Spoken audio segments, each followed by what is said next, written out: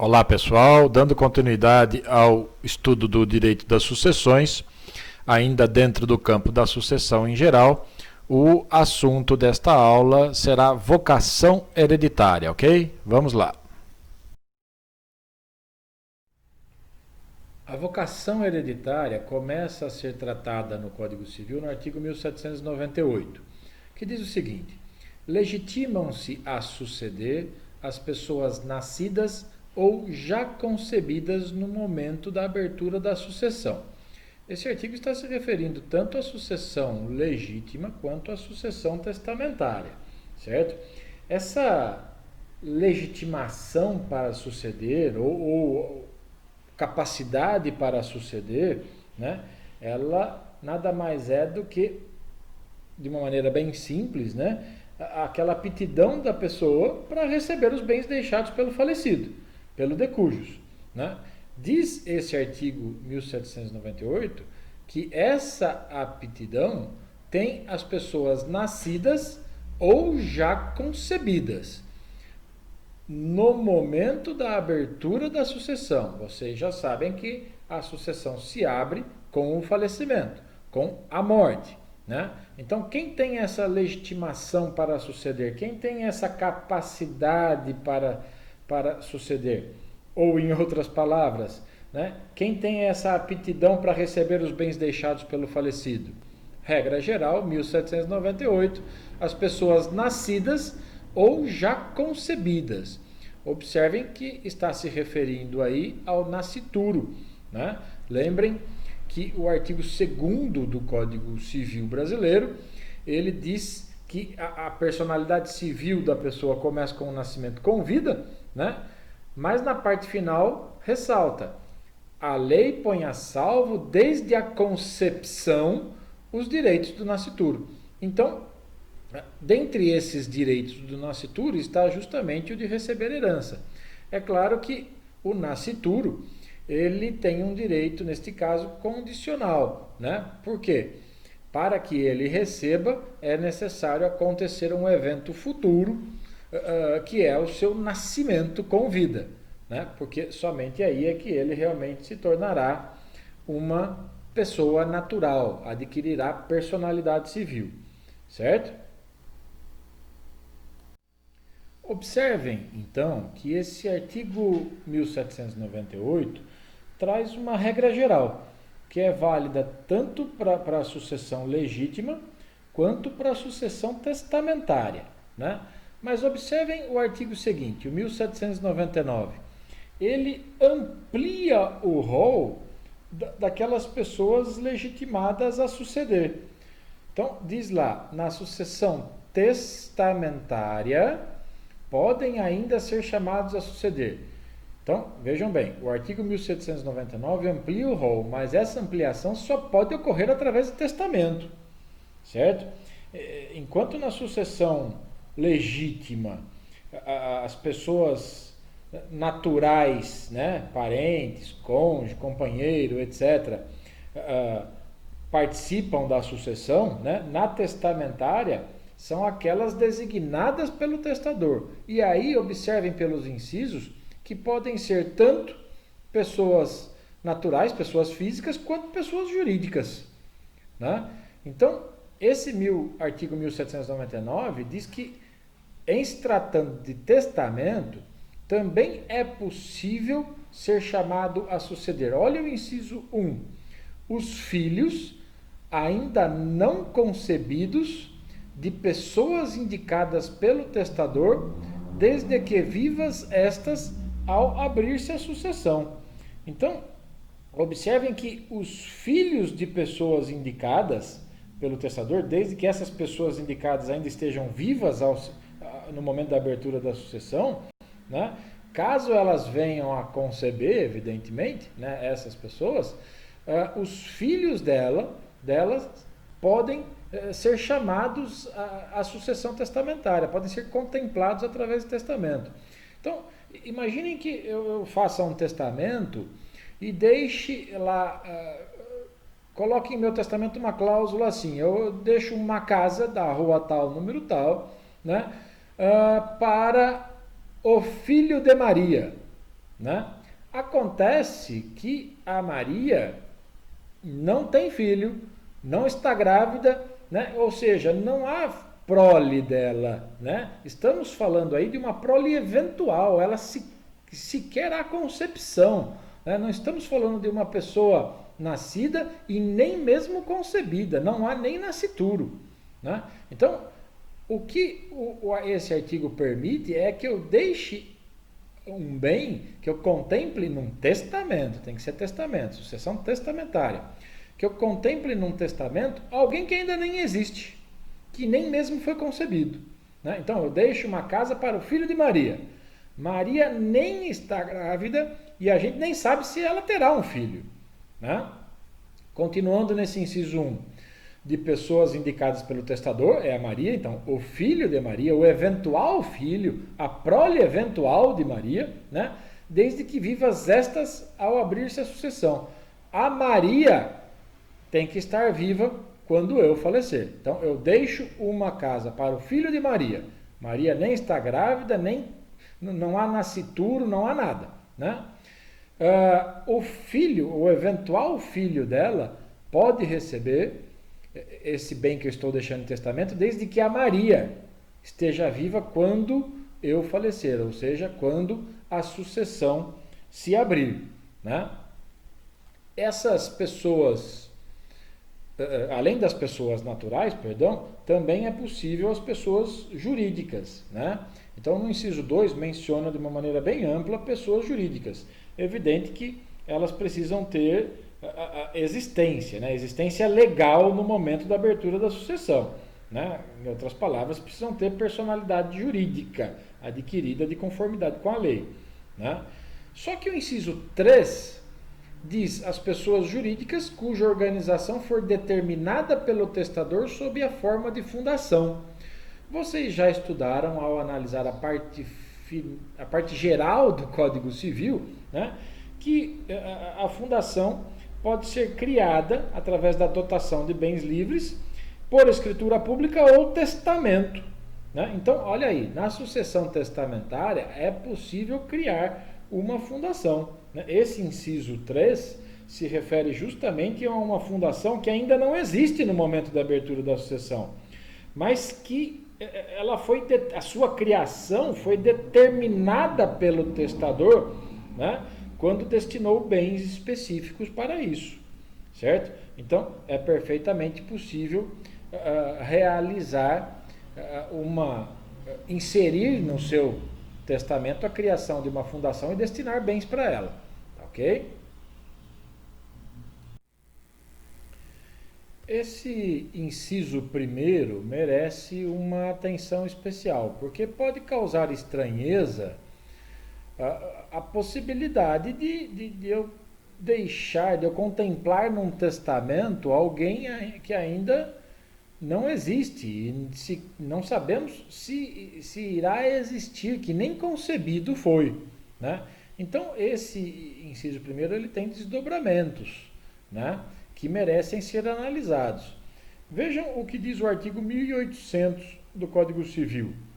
No caso do inciso 1, que é este sobre os filhos dessa prole eventual, né, dos filhos ainda sequer concebidos, né? Então, neste caso, os bens da herança serão confiados após a liquidação ou partilha a curador nomeado pelo juiz. Então, o que está dizendo o caput desse artigo 1800 é algo bastante simples, né? Ele está estabelecendo expressamente que a administração da herança deixada para esse sucessor, para esse herdeiro que ainda não existe nem concebido foi, né? Quem vai administrar os seus bens será um curador, né, que deve ser nomeado pelo juiz, ok?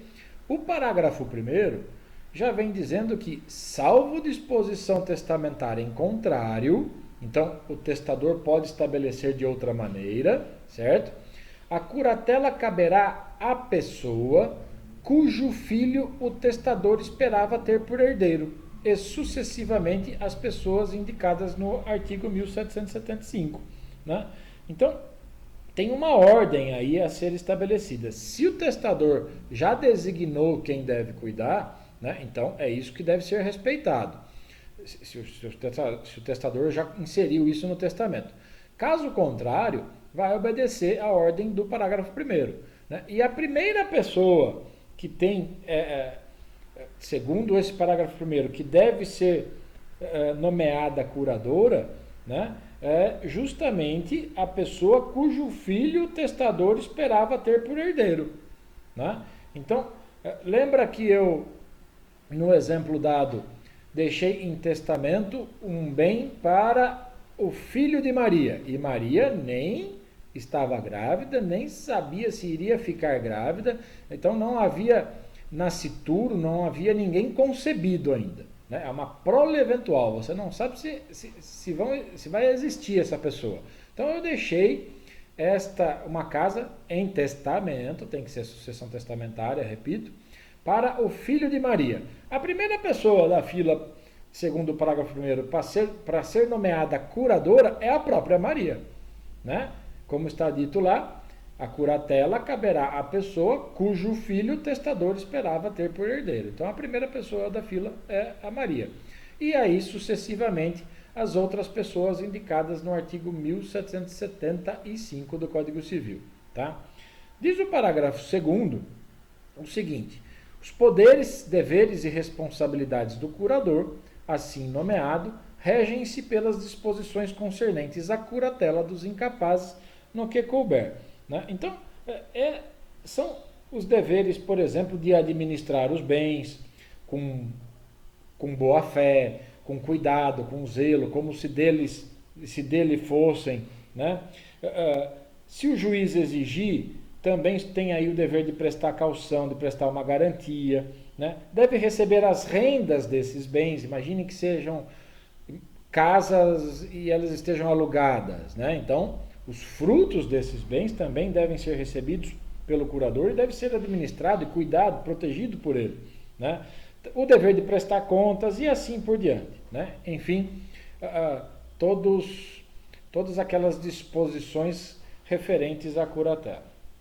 O parágrafo 3º deste mesmo artigo estabelece o seguinte: nascendo com vida o herdeiro esperado, observem que estamos nos referindo àquele inciso 1 do 1799, né? Aquela pessoa que sequer sabíamos se iria nascer ou não, né? Nem concebida ela havia sido. Né? Então, se nascer com vida, esse herdeiro esperado, ser-lhe-á deferida a sucessão, com os frutos e rendimentos relativos à deixa, frutos e rendimentos relativos aos bens deixados a ele, certo? A partir da morte do testador, tá? Então, essa transmissão dos bens ao herdeiro deve ser acrescida de todos os frutos e rendimentos, mas vejam o que diz o parágrafo 3º, depende do seu nascimento com vida, né? E esses frutos e rendimentos retroagem ao momento da abertura da sucessão. Então, são todos os frutos e rendimentos que surgiram em decorrência desses bens deixados a essa pessoa desde o momento da morte do testador. Tá, ok? E, por fim, o parágrafo 4º estabelece: se, decorridos 2 anos após a abertura da sucessão, não for concebido, não precisa ter nascido, olha, mas é concepção, não for concebido o herdeiro esperado, os bens reservados, salvo disposição em contrário do testador, caberão aos herdeiros legítimos. Então, observem que o legislador aí, o Código Civil, estabeleceu um limite de tempo. Né? Aquele filho de Maria que eu contemplei em meu testamento, que eu sequer sabia se Maria ia ficar grávida ou não, se ela iria ter um filho ou não, porque não havia nem concepção ainda, né?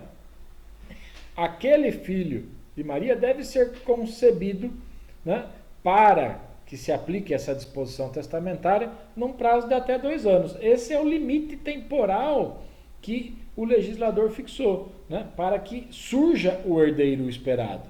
Né?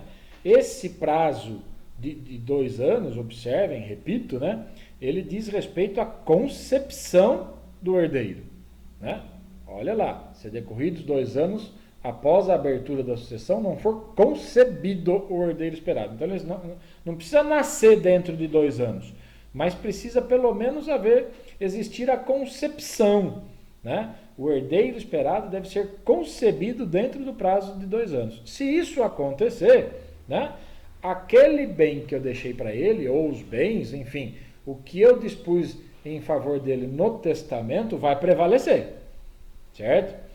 Claro, desde que ele nasça com vida, né? Se ele não for concebido dentro dos 2 anos, aí os bens que foram reservados para ele, né, são encaminhados aos herdeiros legítimos e, como diz o próprio parágrafo 4º, se outra disposição não for, se o testador não fez outra disposição ou não manifestou outra vontade em seu testamento, ok?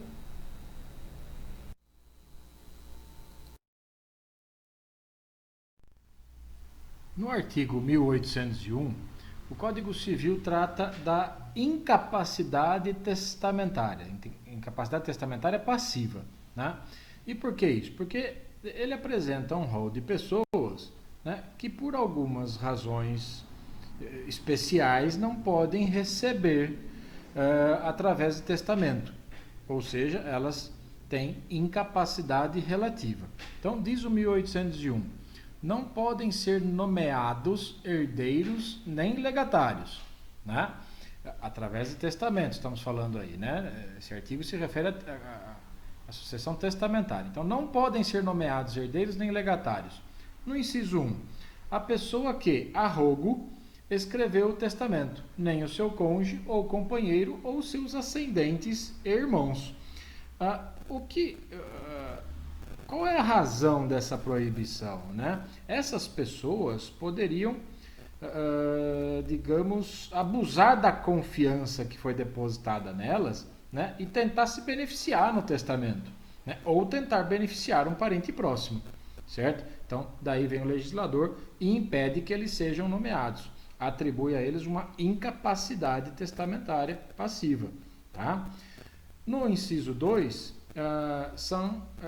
faz-se menção às testemunhas do testamento, as testemunhas testamentárias, né? A razão aí também é evitar que essas testemunhas possam, de certa maneira, influenciar a vontade do testador, de modo ou fazendo com que ele disponha, né, dos seus bens em favor deles próprios, né? Então, daí a razão dessa proibição. O inciso 3 diz que também não pode ser nomeado herdeiro nem legatário o concubino do testador, casado, salvo se este, sem culpa sua, estiver separado de fato do cônjuge há mais de 5 anos. Evidente que daí você tira, que, por exemplo, separado judicialmente pode, né? Pode aquinhoar a pessoa com a qual está vivendo. O que é importante aí é o seguinte: é necessário se levar em conta que isso não se aplica à união estável, independentemente do período de separação de fato, né? Porque a união estável pode surgir, vocês já estudaram isso em direito de família, né? Em relação às pessoas separadas de fato. Então, as pessoas separadas de fato podem constituir a união estável, né? Então, se comprovar uma união estável, não há que se aplicar esse inciso 3º, né? Caso contrário, vai se aplicar e pronto, né?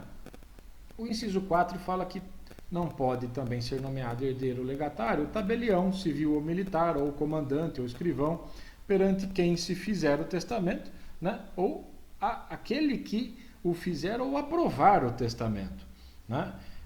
São pessoas, né, que não estão, digamos, isentas de suspeição, né? São pessoas consideradas, assim como as anteriores mencionadas aí, né, consideradas incapazes para herdar porque podem, de certo modo, exercer influência sobre o testador, né? Isso comprometeria, essa influência dessas pessoas sobre o testador comprometeria algo que é indispensável num testamento, que é a autonomia da vontade, né? Daí essa suspeição levantada em relação a eles. O artigo 1802 complementa o anterior, dizendo que são nulas as disposições testamentárias em favor de pessoas não legitimadas a suceder. Então, se as pessoas mencionadas no artigo 1801 não são legitimadas a suceder, tem uma incapacidade testamentária passiva, né? Se fizer uma disposição testamentária em favor delas, essa disposição testamentária será nula, né? Mesmo quando simuladas sob a forma de contrato oneroso ou feitas mediante interposta pessoa. Então, essa nulidade, ela tem uma relação direta, tem uma lógica com o artigo 1900 do Código Civil, que diz que é nula realmente a disposição testamentária, lá no inciso 5, que favoreça as pessoas a que se referem os artigos 1801 e 1802. Perfeito. Então, essas disposições testamentárias, se feitas em favor dessas pessoas, são nulas. E esse artigo 1802, ele apresenta, digamos, duas hipóteses, né? Primeiro, esta que eu já disse, ou seja, são nulas as disposições testamentárias em favor de pessoas não legitimadas a suceder. Isso significa o quê? Em favor das pessoas mencionadas no artigo 1801. Além disso, ele também menciona que são nulas as disposições simuladas, né? Ora, vocês já estudaram lá na parte geral do Código Civil que a simulação gera a nulidade absoluta também do negócio, do ato, né? Então, conforme previsto lá no artigo 167, lá na parte geral do Código Civil, né? Então, não pode o testador, objetivando beneficiar uma pessoa não legitimada a suceder, então o testador quer beneficiar alguém mencionado no 1801, mas ele não pode, né? Então ele declara algo falso em seu testamento, né? Imagine, por exemplo, que ele diz que faz uma disposição para pagar um serviço prestado ou um contrato celebrado anteriormente, né? Uma disposição no testamento, né? E esse contrato não existiu, ou esse serviço não foi prestado. Ele se confessa, o testador se confessa ser, por exemplo, devedor de uma obrigação que não existe, e aí faz uma disposição testamentária tentando beneficiar alguém do 1801, né? Ele alega, por exemplo, no testamento, que prometeu vender determinado bem para alguém, para uma dessas pessoas mencionadas no 1801, e já tendo recebido o preço, né? Então ele aproveita no testamento e deixa determinado bem para aquela pessoa, esse bem que ele prometeu vender, quando na verdade tudo se trata de simulação, né? Então também nesses casos não podem ser realizados porque se trata de simulação e o ato também é nulo, a disposição também será nula, né? Assim como aquelas feitas mediante interposta pessoa, né? Então, o próprio 167, lá que fala da simulação, trata também dessa interposta pessoa. Olha o parágrafo único desse 1802. Presumem-se pessoas interpostas, os ascendentes, os descendentes, os irmãos e o cônjuge ou companheiro do legitimado a suceder, né? Então, não só as pessoas do 1801 não podem, além das pessoas mencionadas no 1801, né, também não podem ser nomeados herdeiros ou legatários os seus descendentes, ascendentes, irmãos, cônjuge ou companheiro dessas pessoas mencionadas no 1801. Por quê? A ideia aí é evitar que eu, querendo, por exemplo, beneficiar uma testemunha do testamento, que está proibido lá no 1801, inciso 2, lá em cima, né? Tentando beneficiar, eu não faço uma disposição testamentária em favor da testemunha do testamento, mas eu faço em relação à sua esposa, ou ao seu irmão, ou a um filho dele. Não, aí é que surge essa presunção de que essas pessoas são interpostas, ou seja, estão sendo colocadas apenas para disfarçar uma disposição testamentária em favor daquelas pessoas mencionadas no 1801, né? Essa presunção mencionada no parágrafo único é uma presunção Jure é de jure, viu? Uma presunção absoluta, né? Penso que sequer admite prova em contrário, tá ok? E por fim, o artigo 1803 diz que é lícita a deixa ao filho do concubino quando também o for do testador. Ora, você não pode colocar o concubino, como está lá no 1801, inciso 3, né? O concubino ou a concubina, como um herdeiro, como o legatário no seu testamento. Você não pode nomear o concubino como herdeiro ou legatário em seu testamento. Está proibido lá no 1801, inciso 3. O parágrafo único do 1802 diz que também não dá para colocar o filho do concubino como beneficiado no testamento, porque aí vai se presumir interposta a pessoa, simulação também nulo. O que o 1803 faz é arrumar uma situação ilegal e até inconstitucional que poderia acontecer. Se o filho do concubino for filho do testador, aí pode, e é lógico, né? Porque a Constituição Federal diz que não pode haver discriminação alguma relativa à filiação. Todos são iguais, filho é filho, né? E o filho do testador é um herdeiro necessário seu, não importa se é do concubino, se é da esposa, se é de quando ele era solteiro, enfim, né? Filho é filho. Então, neste caso, se o filho do concubino for também o filho do que está atestando, aí o filho do concubino não vai se presumir como interposta pessoa e a disposição em seu favor vai prevalecer.